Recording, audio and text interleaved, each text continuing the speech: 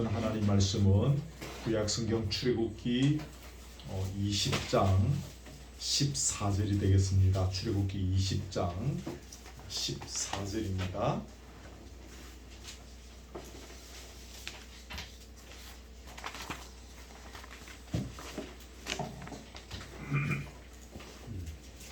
(20장 14절) 한 절만 제가 읽어드립니다. 간음하지 말라. 아멘. 오늘은 순서를 따라서 7번째 계명에 대해서 생각하려고 합니다. 여러분, 제7계명이 무엇이죠? 방금 읽은 것인데 같이 한번 더 읽읍시다. 시작. 간음하지 말라. 여러분, 이 간음이라는 말의 히브리어 원어의 개념은 결혼 밖에서 이루어지는 모든 육체 관계를 가리키는 원래 이 단어의 의미입니다. 그래서 어떤 번역본에 보면 결혼을 깨뜨리지 말라 그렇게 번역되어져 있는 사본 뭐 또 이런 그 성경 역본들도 있습니다. 저는 개인적으로 그 번역이 더 옳겠다. 간음하지 말라는 이 번역보다는 결혼을 깨뜨리지 말라고 하는 것이 더 성경적인 의미가 있는 부합하는 그런 메시지가 되겠다라는 생각이 듭니다. 제가 거기 성경 구절만 주부에 적어 놓은 것을 아는데 레위기 20장 10절에 보면 여러분 나중에 집에서 찾아보시고요. 제가 읽어드릴게요. 누구든지 남의 아내 곧 그 이웃의 아내와 간음하는 자는 그 간부와 음부를 반드시 죽이라 그래 되어 있습니다. 무슨 말인가 하면 이미 결혼한 여자, 즉 남의 아내와 어떤 성적인 그런 관계를 갖지 말라는 거죠. 다시 말하면 남의 결혼을 깨뜨리지 말라는 것입니다. 그걸 깨뜨린 자는 반드시 죽음으로써 죄의 삭을 치르게 했습니다. 그 다음에 그 신명기 22장 23절 24절을 보면요, 여기에는 처녀인 여자가 남자와 약혼했다는 그 말입니다. 약혼한 후에 어떤 남자가 그를 성읍 중에서 만나서 동침하면 너희는 그들을 둘 다 성읍문으로 끌어내서 그들을 돌로 쳐 죽이라 그렇게 나와 있습니다. 아직 결혼은 하지 않았습니다. 약혼한 상태입니다. 근데 그 여자와 동침하는 것도 결혼을 깨뜨리는 간음의 범주에 들어가는 것으로 간주해서 돌로 쳐 죽이라는 거죠. 그 다음에 하나 그 신명기 22장 28절을 보면 만일 어떤 남자가 약혼하지 아니한, 약혼 안 했습니다. 약혼하지 아니한 처녀를 만나서 동침하게 되면 그 남자는 그 처녀 아버지에게 은 50세겔의 배상금을 지불하고 그 여자를 그 처녀죠. 그 처녀를 자기 아내로 삼으라. 그렇게 나와 있습니다. 여자가 결혼이나 약혼을 하지 이미 했을 경우에는 죽음으로 다스리는 겁니다. 근데 약혼이나 결혼하지 아니한 상태라면 배상의 책임을 지고 그 처녀를 아내로 삼으면 되는 거죠. 결국 요점이 무엇인가 하면 그 남자가 결혼했는지 안 했는지 이건 뭐 중요하지 않고 여자가 결혼했느냐 안 했느냐가 성경을 유심히 읽어보면 이것이 중요하다라는 것을 알 수가 있습니다. 그러면 왜 여자의 결혼 여부를 중요하게 따졌는가라는 것을 우리가 뭐 잠깐 생각할 필요가 있는데, 고대에는 이 시절에는 죄송하지만 그 아내가 남편의 소유물로 그렇게 생각되었던 시대라는 것입니다. 그것을 우리가 조금 이해를 하셔야 됩니다. 그래서 남의 아내를 범하는 것은 일종의 소유권에 대한 침해입니다. 어떤 남자의 아내라는 거죠. 그 남자의 소유물인 그 여자인 거죠. 그래서 침범으로 이해되었고, 그래서 어떤 사람이 어떤 여자와 동침하면 그 여자의 남편에 대해서 간음죄를 짓는 것이라고 생각을 했던 것입니다. 또 간음한 남자의 아내에 대해서 그 간음한 것이라고 표현하지는 않았습니다. 그 이제 둘이가 간음을 했을 경우에 그 여자의 남편에 대해서 간음한 죄를 지을 것이다라는 개념을 구약은 갖고 있었던 것이죠. 뭐 이런 것들 그냥 참고로 좀 알고 계시면 도움이 될 것입니다. 근데 여러분 여기에서 정말 중요한 것은 하나님께서 세우신 결혼 제도에 대해서 침해하지 말라는 거죠.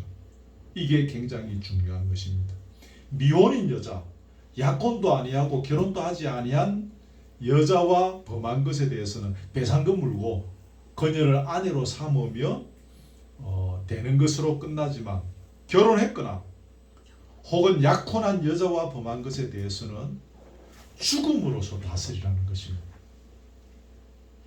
그만큼 결혼의 질서, 가정의 순결, 가정의 아름다움을 소중히 여기라는 것입니다. 특히 거기 돌로 쳐주기라 그랬죠. 이것을 통해서 그 우리의 가정을 지키시고 보호하고자 하시는 하나님의 어떤 그런 인간의 언어로 표현하면 결연한 의지와 결단을 돌로 쳐주게 된다. 결연한 의지와 결단을 엿볼 수 있습니다. 이 질서를 깨뜨리는 자는 반드시 돌로 쳐주리라 하는 거죠. 그러면 왜 하나님께서 이렇게 결혼의 질서를 지키고 가정을 세워나가는 것을 중요하게 다루셨을까? 그냥 회초리 좀 때리고 한 배씩 굶겼다가 뭐 그렇게 용서해주라. 그렇게 하지 않으시고 돌로 쳐주기라는 것입니다. 이걸 왜 그렇게 중요하게 다루셨는가 하면 여러분 중요한 겁니다. 하나님께서 당신의 원대한 뜻을 이루시기 위한 기초고 출발점이 되는 것이 그게 뭐요? 가정이라는 것입니다. 제가 주부에 적어놓았을 건데 여러분 이 개념을 꼭 기억하십시오. 하나님께서 남자와 여자를 만드신 후에 최초로 세우신 제도가 무엇입니까? 결혼제도입니다. 남자와 여자가 결혼을 통해서 가정을 갖도록 하신 것은 하나님께서 천지 창조 후에 하신 첫 번째 만드신 그런 제도였습니다. 그럼 하나님께서 왜 제일 처음 이 제도를 만드셨을까요? 처음이 중요하지 않습니까? 첫 번째 중요한 성경은 첫째라고 할 때 이제 굉장히 포인트가 있죠. 왜 처음 이 제도를 만드셨을까? 단지 아담이 혼자 있는 것이 너무 적적하고 외로워 보였기 때문에 여자를 만드시고 둘을 결혼하게 하셨을까요? 창세기에 보면 하나님께서 혼자 있는 아담을 보시고 사람이 혼자 사는 것이 좋지 아니하니 그러셨습니다. 내가 너를 위하여 돕는 배필을 지어주겠다 말씀하셨죠. 여러분 아담이 외로워 보여서 그렇게 말씀하신 것이 아닙니다. 아담에게 아내라는 존재가 있어요. 생육하고 번성하고 땅에 충만하라고 하신 하나님의 명령을 이루어 갈 수가 있기 때문입니다. 이게 참 중요합니다. 이 위대한 명령을 아담 혼자서는 죽어도 이룰 수가 없습니다. 하나님의 이 명령을 성취하기 위해서는 반드시 누가 돕는 배필이 있어야 하는 것입니다. 제가 청년 시절에 결혼하기 전에 미혼 시절이죠. 군대 갔다 와서 복학생으로 막 그렇게 어렵게 학교를 졸업하고 뭐 취직하고 막 그러면서 가세를 이렇게 세우기 위해서 막 전전긍긍하던 시절인데 제가 다니던 교회에 그 뒷마당이 있었어요. 뒷마당이 있고 거기 이제 교회에서만 어린이 놀이터 같은 것이 있었는데 제가 교회에서 또 이렇게 우리가 존경하는 그런 귀한 선배 집사님이 계셨습니다. 이분과 1대1로 둘이서 이렇게 그 놀이터에 앉아 있는 시간이 있었는데 이분이 저에게 이렇게 좀 간절한 의조로 당부하는 게 있었습니다. 그게 이제 결론이 뭔가 하면 결혼해라 하는 것이었습니다. 저는 별로 결혼할 그런 생각이 그 당시에 없었습니다. 중매도 막 들어오고 막 그렇게 했지만 저는 가세를 이렇게 세우기 전에 결혼 안 한다고 그러고 버티고 있었는데 그분이 결혼해라, 결혼하는 것이 좋다. 근데 그분이 저에게 결혼하라고 했던 중요한 요지는 이런 이야기는 아니었습니다. 그냥 남자에게서 혼자 살면 그 때가 되어지면 남자 여자가 함께 잠을 자고 함께 이런 성적인 부분들을 풀어가고 그래야 하나님께 영광을 돌리지 않는 일들이 생기지 않는다. 하나님께 욕되는 일들이 생기지 않는다. 그분은 그런 입장에서 저에게 제법 오랫동안 이야기해서 그 시간 동안 아무도 그 뒷마당에 오지 않아가지고 둘이서 한참을 이야기했는데 요지는 그것이었고 저에게 할 수 있으면 결혼하는 것이 좋다라는 이야기를 하셨습니다. 귀한 선배님이죠. 귀한 선배님이신데 오늘 제가 하나 더 붙이고 싶은 것은 방금 말씀드린 이것입니다. 우리를 향하여 명령하신 그 하나님의 위대한 뜻을 우리가 이루어 드리기 위해서 필요한 것이 바로 이것이 돕는 배필을 주셨고 그래서 그것을 이루어 가는 것입니다. 가정의 존재가 중요한 것이죠. 건강한 믿음의 가정을 통해서 신실한 후손들이 일어나고 배우고 믿음의 대를 이어가고 또 그 후손들이 사회 곳곳에 나가서 하나님의 나라를 건설하고 하나님의 이름을 열방에 높여 드리는 것입니다. 이게 결혼 제도의 궁극적인 목적입니다.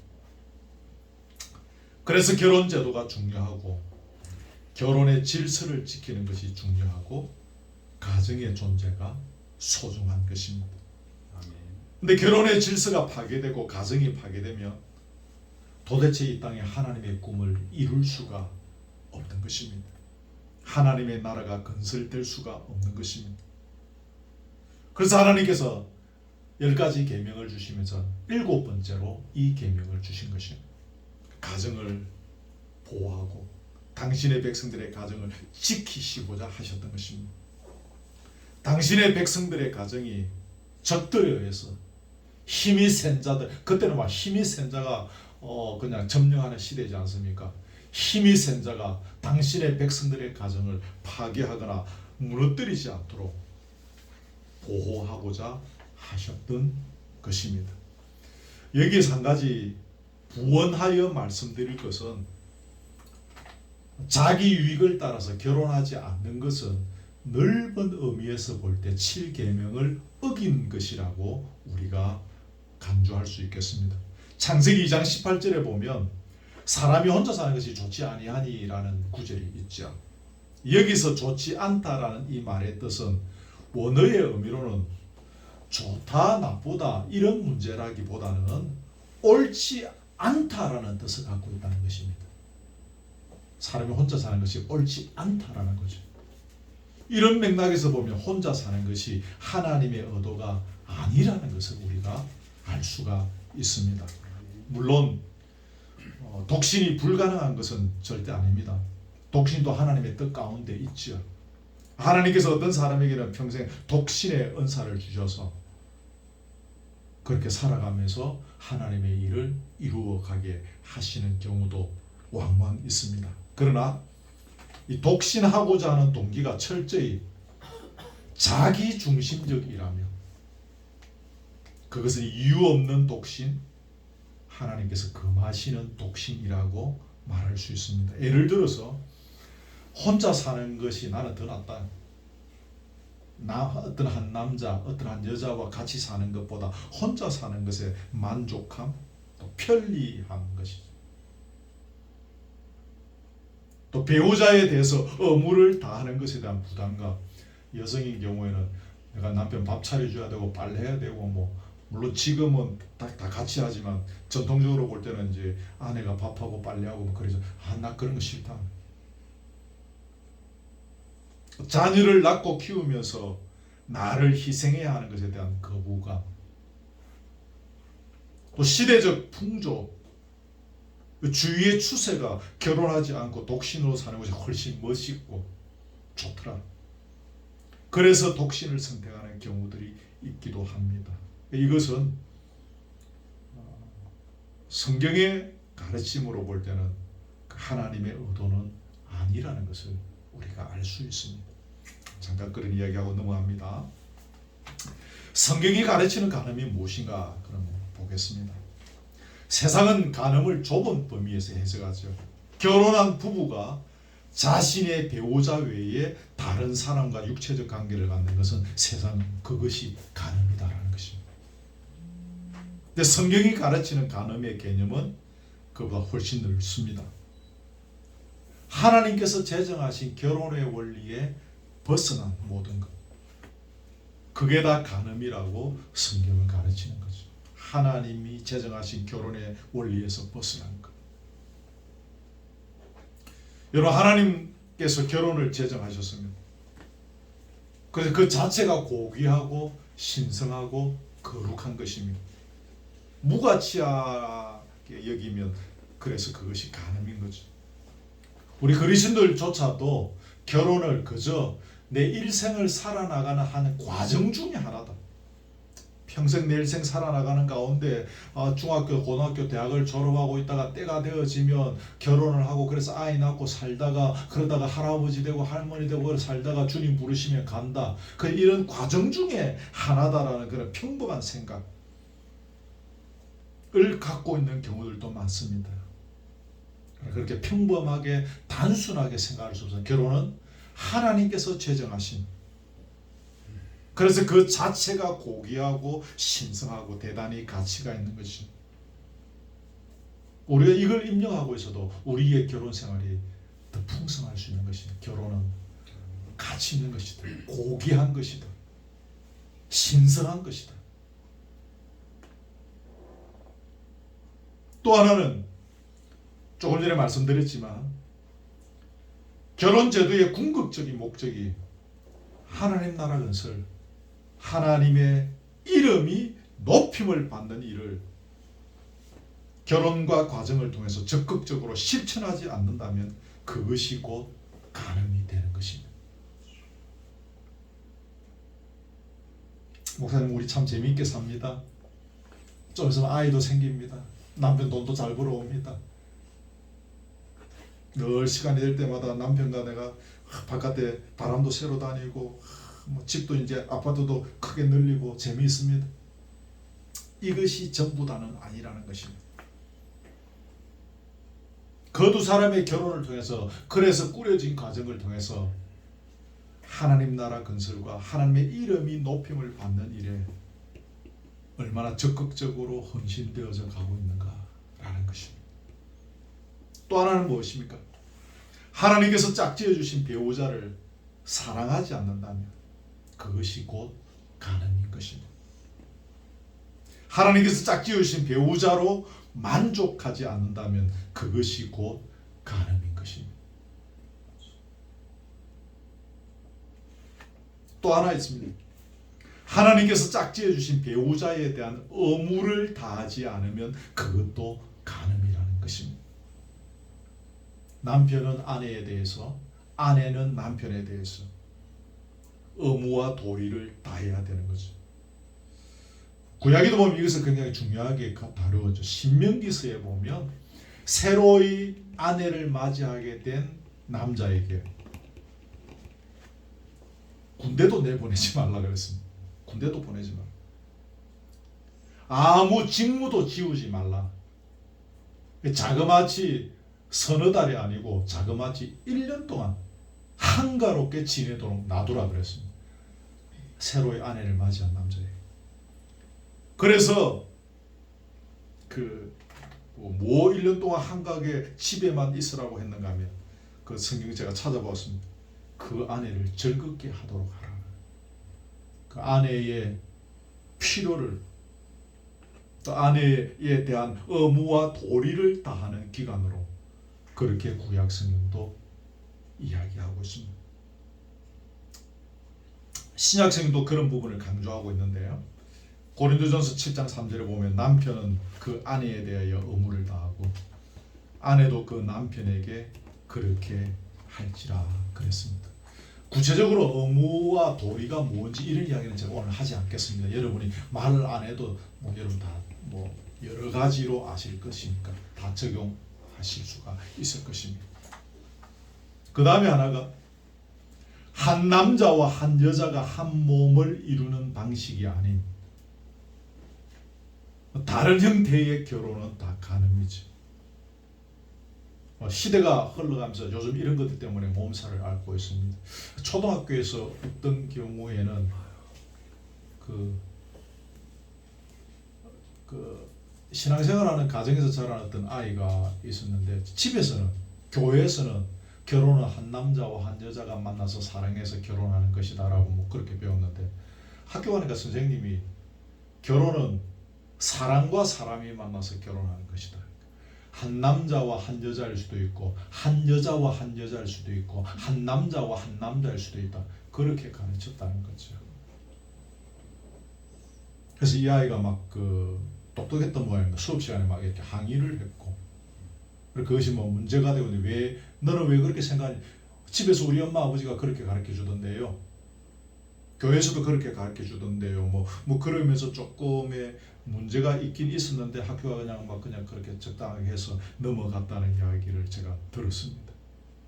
성경은 분명히 한 남자와 한 여자가 만나서 결혼하는 것이라고 가르치는 거죠. 뭐 지금 뭐 이야기할 필요 없지만 뭐 성경에도 있고 뭐 그런 게 뭐 수관이라고 해서 짐승과 관계하는, 뭐 이 좀 입에 담기도 좀 창피한 그런 이야기들 뭐 실제로 많이 있다는 이야기를 제가 들었습니다. 한 여자와 한 남자가 아닌 것은 다 뭡니까?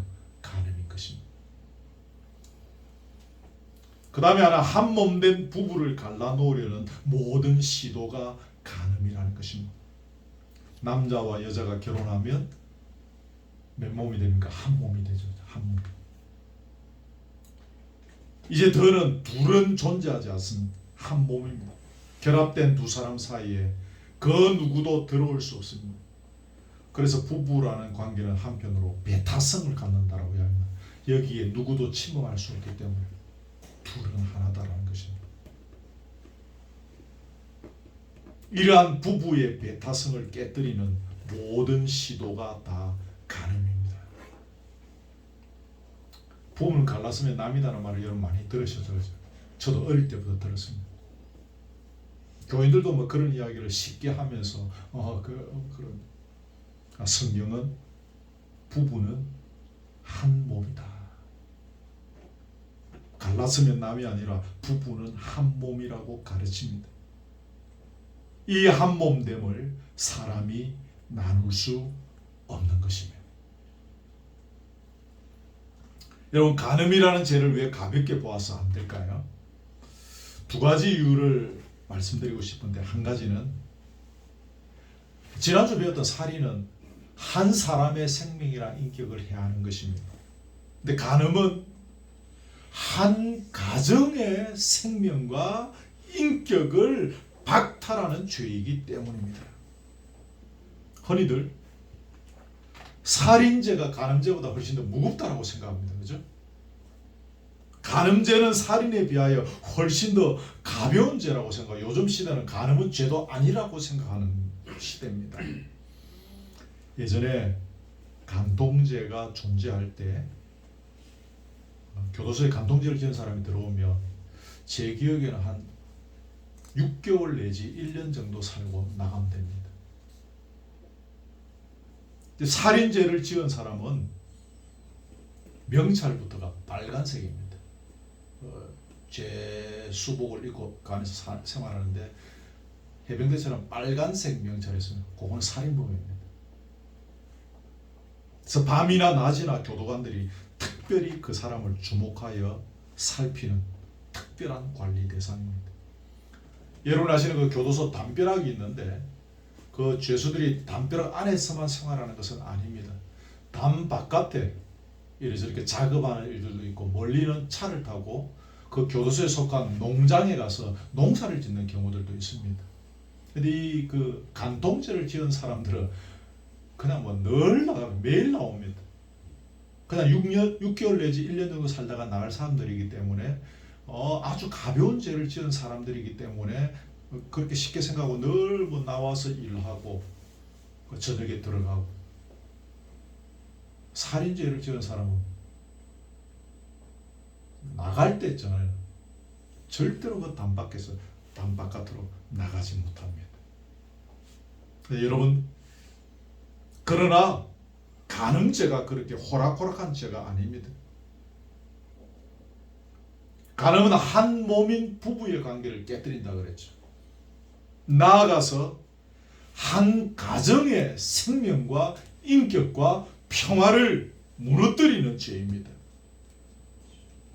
그걸로 인해서 부부간에 심각한 싸움이 일어나고 그것을 바라보는 자녀들의 마음에 분노와 상처가 생기죠.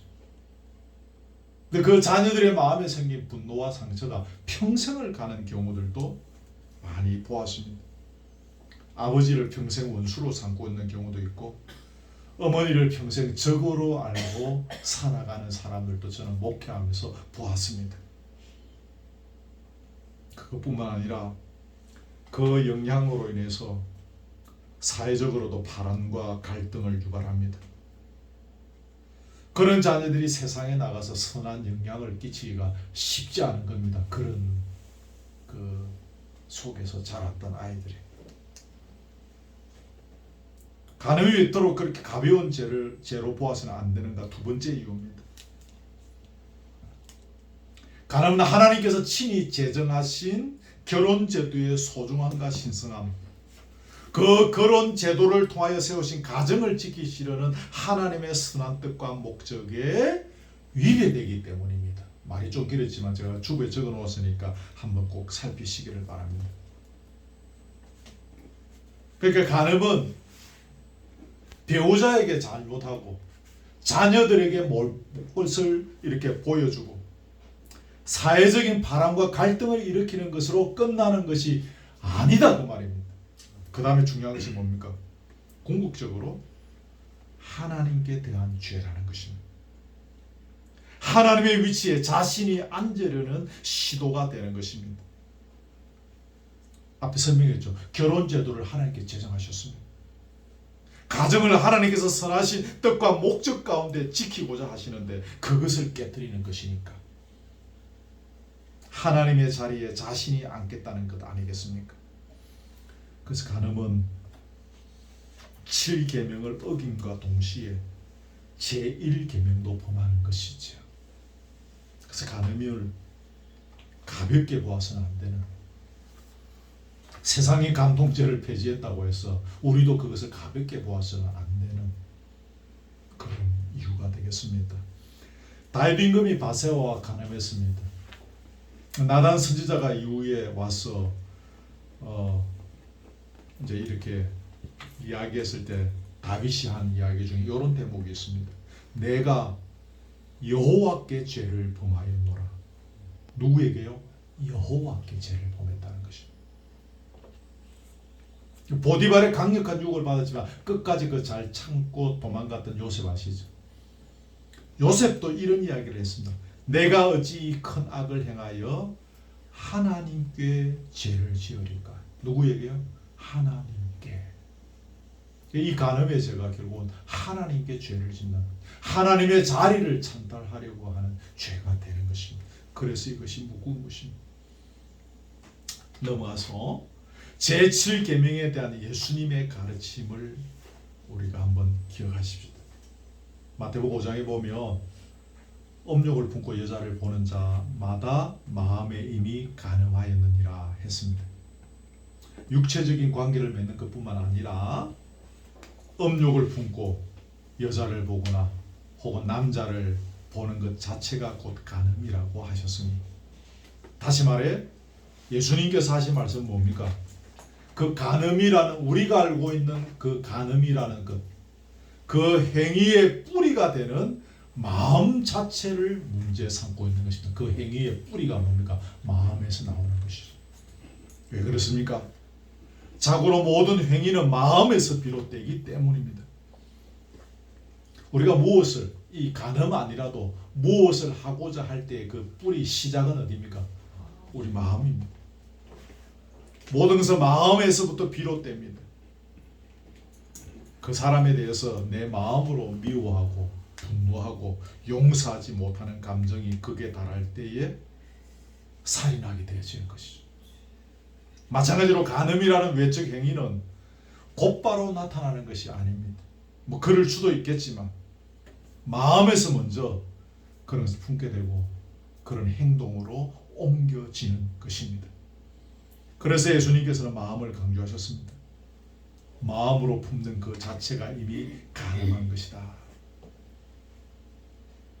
물론 마음으로 무엇을 품었다고 해서 그것이 모두 외적 행위로 실행되지는 않습니다. 왜 그렇죠? 법이 무섭기 때문에. 두 번째는 사람의 눈도 무섭기 때문에. 마음에는 원인데 내가 이 죄를 저질렀을 때에 사람들이 어떻게 생각하겠는가 그렇죠. 또 혹은 일말의 도덕적 양심이 있기 때문에 마음에는 그런 생각이 있지만 행위로 옮기지를 못하는 것입니다. 하지만 예수님은 우리가 일단 마음에 그것을 품었으면 그것을 실행에 옮긴 것과 똑같은 범죄로 보셨습니다. 이것이 중요하겠습니다. 여러분 여기서 한 가지 유념할 것은 우리가 마음으로 엄란한 생각을 가지게 되는 경우의 대부분은 어떻습니까? 눈으로 보는 것을 통해서 먼저 시작한다는 거죠. 물론 눈으로 보지 않고 귀로 듣는 경우들도 있고 그 외에 여러 가지 우리의 5만 가지 감각 기능들을 통해서 시작할 수도 있겠습니다만 제가 볼 때는 눈을 통해서 제일 먼저 시작하는 경우가 제일 많은 것 같습니다. 어쨌든 그런 경로를 통하여 우리의 마음이 움직여지고 그것이 행동으로 옮겨지는 것이죠. 어떤 분은 그런 것으로부터 멀리하라 그래서 멀리하면 된다. 멀리하라. 가까이 하지 마라. 물론 맞는 말입니다. 우리는 의지적으로 그렇게 노력해야 됩니다. 멀리하는 것이 맞습니다. 근데 지금은 우리의 일상 자체가 그런 것과 분리될 수 없는 현실을 살아가고 있지 않습니까? 우리 눈앞에 보이고 우리 귀에 들리는 우리의 여러 감각 기능을 통하여 느낄 수밖에 없는 세상을 살아가고 있지 않습니까? 그렇죠? 우리의 일상이 그런 것 같습니다. 지금도 제법 오래돼서 20 몇 년 뭐 그렇게 더 지난 것 같은데 제 서전 목사님이신 조 목사님하고 교인 초상이 나서 저 경북 저 상주라는 곳까지 갔습니다. 첫날 또 조문을 마치고 그 다음날 장례식에 또 순서가 있어서 목사님과 제가 배웠던 그 상주 어디 그 무슨 그 온천이 있는 그 지역에서 여관에서 하룻밤을 잤습니다. 식사하고 이제 거기 뭐 이렇게 그 진흙물로 막 나오는 그런 온천이 있더라고요. 생전 처음 한 번 가봤는데 거기서 둘이서 이제 목욕하고 저녁에 들어와서 시간 꽤 늦었습니다. 이제 이 서정 목사님이 스포츠를 참 좋아하셨어요. 근데 그날 뭐 하여튼 밤 늦게 하여튼 국제 축구 경기가 열리는데 목사님께서 그걸 좀 보시고 싶어 하셔서 TV를 탁 틀었습니다. 틀었는데 틀자마자 그거 막 이상한 장면이 둘이서 얼마나 당황했는지. 뭐 근데 또 여관의 텔레비전의 리모컨은 막 복잡하지 않습니까? 꺼지지도 않는 거예요. 갑자기 켜기는 켰는데 제가 끌 수가 없어요. 결국 이제 목사님이 다시 그걸 붙잡고 조정하셨는데 이제 다른 데로 돌리셔갖고 결국 이제 축구 경기 다 보긴 봤지만 우리의 삶의 현장이 그런 거예요. 제가 지금부터 한 달 전, 지금 10월 달이니까 9월 달이네요. 제가 어느 아파트 단지에서 뭐 이렇게 걸어가는데 분리수거장에 쓰레기를 버리러 온 아주 젊은 주부, 이제 막 결혼했을 것 같은 아주 젊은 그런 세대 정도 되는 여인이었습니다. 앞치마를 두르고 그 이제 분리수거장에 뭐 쓰레기 같은 거를 이렇게 버리러 왔었는데 여러분 그 앞치마 안에 문제는 도대체 옷을 입었는지 벗었는지 가늠이 안 될 정도예요. 물론 9월달까지 많이 덥기는 했지만 아무리 덥다고 그러지 그죠? 그 아파트 바깥인데 단지 아니기는 하지만 야, 이런 차림으로 나올 수 있는가?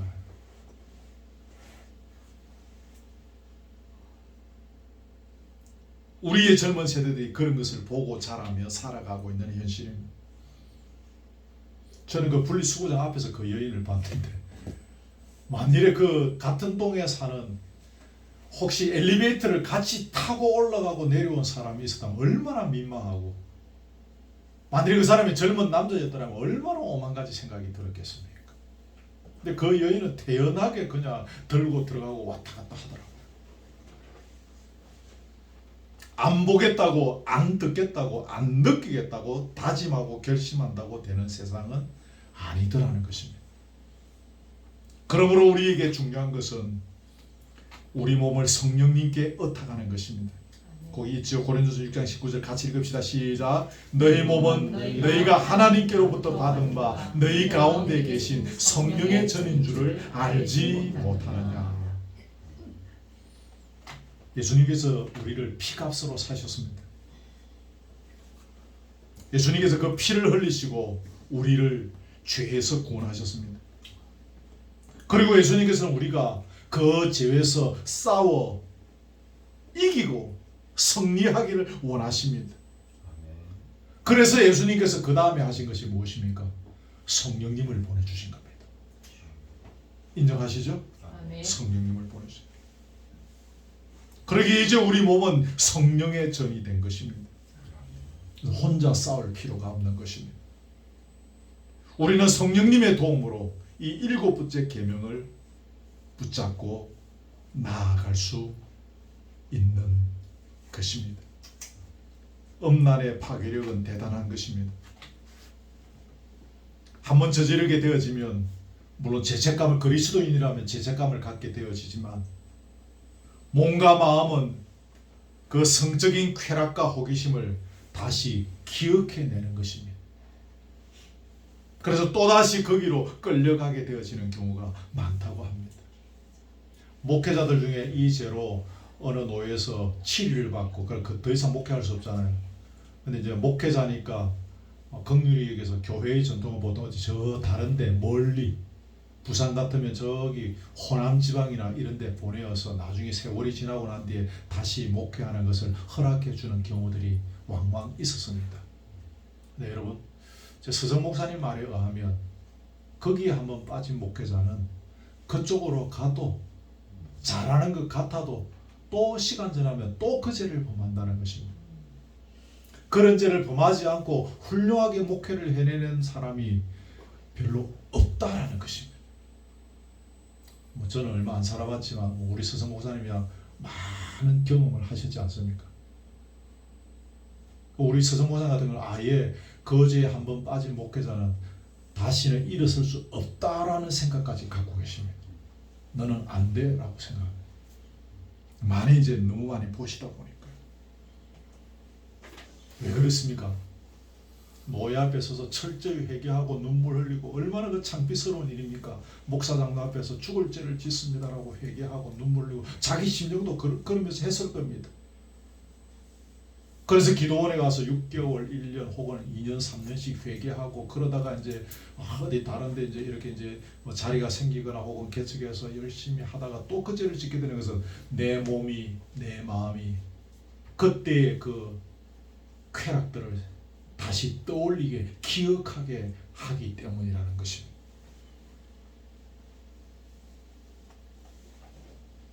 어떤 그런 극단적인 경우는 아니라 할지라도 우리가 그것을 기억해내고 거기에 끌려가게 되어지면 그 상태에서는 맑은 정신으로 하나님을 섬기기가 어렵습니다. 그러다 보면 결국 몸과 영혼이 파괴되는 자리에까지 가는 것입니다. 이게 유명한 말인데 저는 이번에 설교 준비하면서 이번에 저는 처음 알았어요. 마르틴 루터 종교개혁자가 한 말인데 거기 맨 밑에 있죠. 이게 유명한 말이더라고요. 저는 이번에 알았습니다. 한번 같이 읽읍시다. 시작. 새가 내 머리 위에 날아가는 건 어쩔 수 없지만 내 머리 위에 둥지를 트는 건 막을 수 있다. 그렇습니다. 내 머리 위에 날아가는 어쩔 수 없다. 눈에 보이는 것은 어쩔 수 없습니다. 귀에 들리는 것은 어쩔 수가 없다. 저는 그렇게 생각합니다. 그러나 그 새가 내 머리 위에 둥지를 트는 것은 내가 막아야 된다는 것입니다. 그래서 우리가 이 죄와 싸워 이길 수 있도록 예수님께서 우리에게 보내주세요. 우리 죄에서 구원하시기 위해서 그분이 핏값을 주고 우리를 사셨습니다.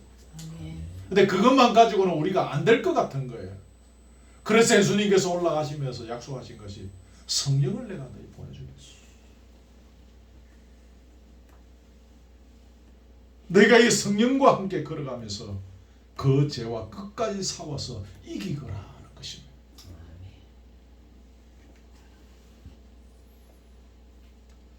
오늘의 계명은 우리 교우들과 이렇게 실제적으로 이렇게 나누기에는 이게 적절할까 이런 고민도 많이 했으나 넘어갈까라는 고민도 했는데, 그러나 말씀 중에 하나로 있기 때문에 그래도 언급하고 넘어가는 것이 필요하겠다 싶어서 나누게 되어집니다. 포괄적인 이야기를 했습니다만 오늘도 이 계명 앞에서 또 우리 각자가 챙겨야 될 그런 영역, 또 우리 각자가 또 붙잡아야 될 어떤 구체적인 삶의 적용점 같은 것이 혹 있을 수 있을 것입니다. 오늘의 말씀 기억하시고 성령님 의지에서 걸어가는 가운데 우리 모두 이 7계명의 정상에 서는 은혜가 있기를 주님의 이름으로 축복합니다. 아멘. 자, 오늘 찬송가는 우리 찬송가 604장입니다. 완전한 사랑 604장 찬송하겠습니다.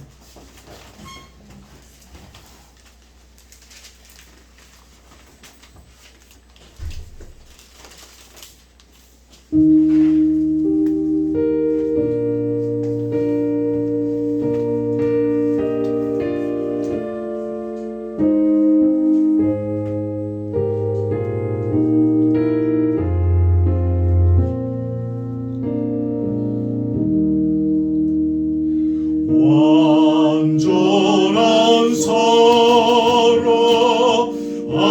하나님의 사랑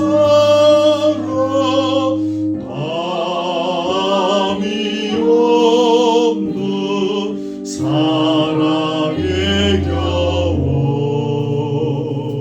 노란 몸 되어 보람 있게 살라 손 모아 주님 앞에 빕니다.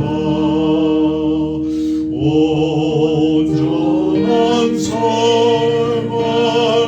악에 없소서 믿음과 소망 사랑 가지고 아픔과 죽음 겁을 내지 않고 주님만 의지하게 하소서. 슬픔을 이기 기쁨 주시옵고 아픔으로 새 평화 내리사 사랑의 아지 환히 동거하는 행복한 나날 되게 하소서.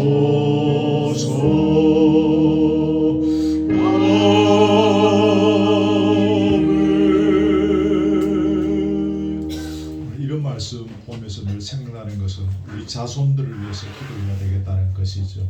우리도 또 삶에 적용해야 되겠지만 우리 젊은 우리 자녀들 얼마나 오늘의 현실이 눈에 보이고 귀에 들리는 현실을 살아가지 않습니까?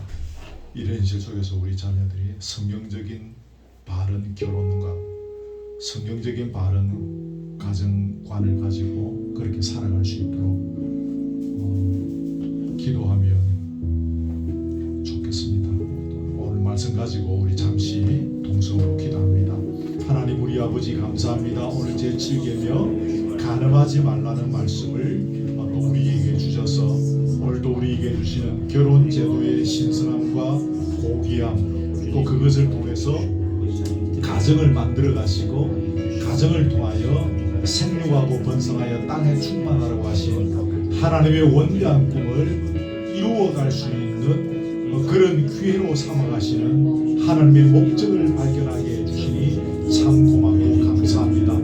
우리의 가정을 허락하시고 우리에게 자녀들을 허락하시고 여기까지 걸어오게 해주셔서 감사합니다. 먹고 살아가며 입고 살아가며 우리 자녀들 공부시키고 또 결혼시키며 우리가 여기까지 걸어오게 해주신 것도 참 고맙고 감사합니다.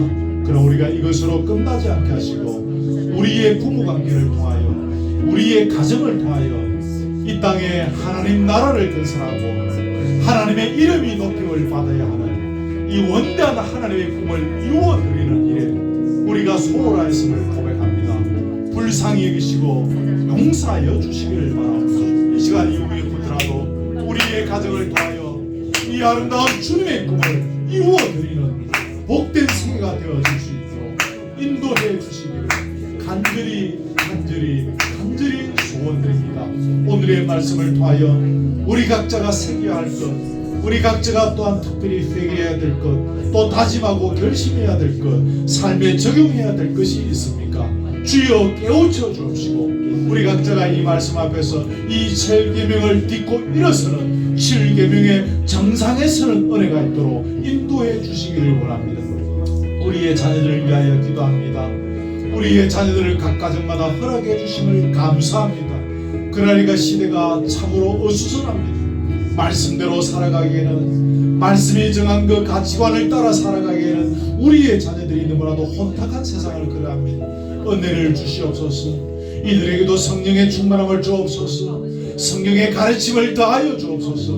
말씀이 명령하는 바가 무엇인지를 우리의 자녀들이 분명히 알게 하여 주시고 결코 말씀에서 벗어나지 아니하는 복된 결혼이 되게 하여 주시고 또 가정을 꾸려나갈 수 있도록 주님의 꿈을 이루어 나가는 은혜가 있도록 우리의 자녀들의 삶의 현장에도 주님이 간섭해 주시기를 간절히 소원드립니다. 교회마다 이 음행의 문제 때문에 시끄러운 일들이 많이 일어난다는 것을 소문을 통해서 많이 듣고 있습니다. 주여 이 그루터기 교회 끝까지 붙잡아 주시고 오늘 지7계명에 말씀해 주시는 것에서 조금 더 부족함이나 조금의 연약함이나 또 조금의 그런 흠이나 점이 없도록 아버지 이 공동체를 철저히 주의 은혜 가운데 강건한 능력의 오른손으로 붙잡아 주시기를 간절히 원하오며 거룩하고 성별된 공동체로 주여 육신뿐만 아니라 마음과 생각이 주여 주님 앞에서 순결한 공동체로 서갈 수 있도록 인도하여 주시옵소서.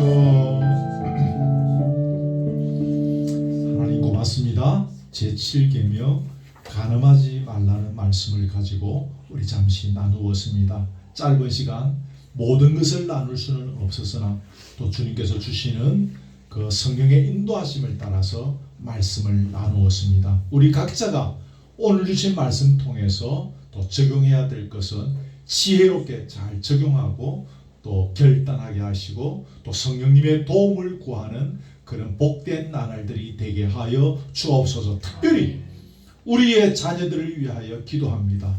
우리의 자녀들이 그저 잘 자라고 건강하고 공부 잘하고 이 사회에서 잘 풀려가는 것이 전부 다가 아님을 오늘 말씀하셨습니다. 우리의 자녀들이 주의 이 계명 앞에서 부끄럽지 않도록 건강한 결혼의 그런 관을 가지고 주여 그렇게 남녀가 만나서 사랑하고 가정을 가지고 또 후손의 번성을 통하여 성령이 말씀하시는 주님의 원대한 꿈을 이루어가는 그런 신령한 가정관을 가질 수 있도록 우리의 자녀들을 인도해 주시고 특별히 시대가 우리의 자녀들의 눈과 귀와 여러 가지 말초신경을 자극하는 그런 어려운 때를 걸어가고 있습니다. 우리의 자녀들을 성령께서 다가오니 성령께서 굳게 붙잡아 주시고 우리의 자녀들 특별히 이 계명 앞에서 몸과 마음과 영혼의 순결을 지켜갈 수 있는 복된 자녀들의 걸음이 되도록 인도해 주시옵소서. 아멘. 귀한 예물을 주님 앞에 드립니다.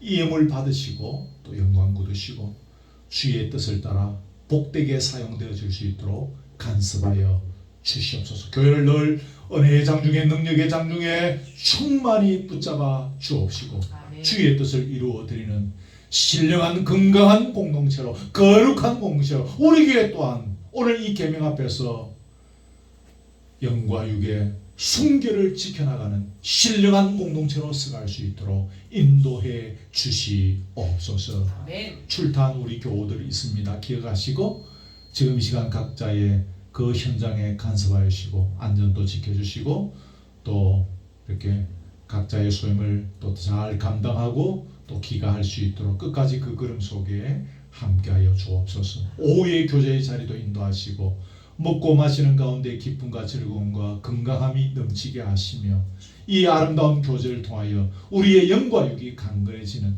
우리의 병든 심령이 치료함을 얻고 회복을 얻는 우리 인생의 숙제와 문제를 풀어가는 자리가 되게 해 주옵소서. 이 공동체 위에 더러운 사탄의 세력이 결단코 침범하지 못하도록 주의 능력의 오른손으로 굳게 붙잡아 주시옵소서. 아멘. 믿음의 초보의 단계에 있는 우리 교우들도 있습니다. 특별히 기억하시고 종이 다 인도해 나가지 못하는 연약함들이 있습니다. 성령으로 이들을 붙잡아 주셔서 말씀이 들리게 하시고 말씀이 깨달아지게 하시고 아멘. 말씀이 믿어지는 놀라운 역사, 주님의 참된 제자로 거듭나는 새로운 역사들이 일어날 수 있도록 도와 주시옵소서. 아멘. 예수 그리스도의 은혜와 하나님의 사랑과 성령의 교통하심, 오늘 주신 이 계명 붙잡고 각자의 삶의 현장에 지혜롭게 잘 적용하는 가운데 제7계명의 정상에 서기를 원하며 또한 우리의 자녀들 또한 이 계명 앞에서 부끄러움이 없는 사람들로 서가기를 원하는 사랑 우리 교우들 머리 위에 지금부터 영원토록 함께 있을지어다. 아멘.